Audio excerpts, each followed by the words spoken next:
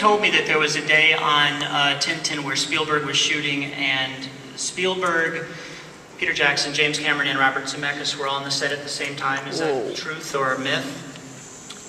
Bob Z wasn't there, but we were all, the three of us were there. Yeah, the three of us were there. Bob Z came after you left.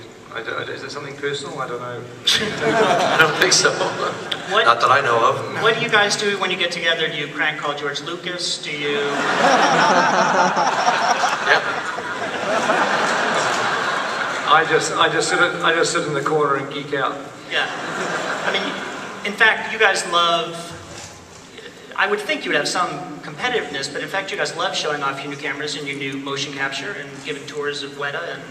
And so when people come to a set, do directors become like kids playing with the cameras? No. Yeah. Well, yeah. I mean, that's one way of looking at it. But I mean, it's also incredibly generous. I mean, I haven't struck any example in any filmmaking where there hasn't been 100% support from other directors and sharing the technology, sharing the methods, trying to help. I mean, it's an incredibly generous, you know, sharing of information and knowledge and experience and support. It's sort of mutual support. Mm-hmm. It's because you have to have gone through it to know how damn hard it is to make a movie. Yeah. And so you always feel sorry for the other poor bastard. Peter, would you say, just, I don't have a real question here, but say something about Lovely Bones? I've heard this is a movie you're incredibly proud of. I don't know much about it. I know you've showed a little bit of it. Give us a soundbite from the heart. No pressure. No good at sound bites, and one from the heart's even harder. All right. No, I mean, I hate the idea of selling a movie like you're some sort of, you know, on a political campaign. I mean, you know, people should see the movie and decide for themselves, but it's very different to anything I've made before, and I'm very pleased with it. I'm dying to see it, and I assume these folks are too. I mean... Yeah. There's a trailer, our first trailer's coming out on August the 7th, and Apple are screening it on August the 6th. So that's a couple of weeks. Let's talk about motion capture for a second. Are actors generally wary of it? Do they think it's going to replace them? Are they good at it? Well, they're good at it, and they only need to know more about it to know that not only does it not replace them, but it empowers them in a way that certainly all the years of slapping rubber makeup on your face to create age or alienness or otherness has not been able to do, because it's a much purer expression, and I don't like to call it mocap or motion capture. I like to call it performance capture. Okay. Because the critical part of it, the body capture, has been possible for 15 years or so. We used it extensively on Titanic. It's been used extensively since then. But the facial performance, to get that right, is relatively recent. And that's the critical part of what actors do. They don't do motion; they do emotion. Mm-hmm. You know. So what we found is that now with some of the breakthroughs that Peter's people at Weta have done in response to our tasking them on Avatar, is that we can get 100% of what the actor does. Not 98, not 95, 100%. Right. It's pretty amazing with no... Now, whether the final rendered image always looks real, that's up to your ability to light it and all that, but in terms of capturing what the actor did, every nuance, every moment of their creation on the set is preserved.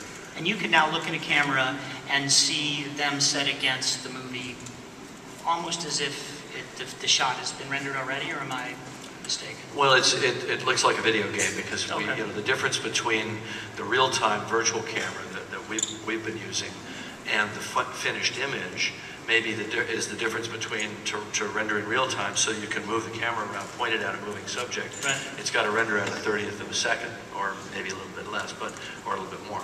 But the point is, there's a big difference between that and the 30 to 100 hours per frame that it takes to render the photoreal finished product.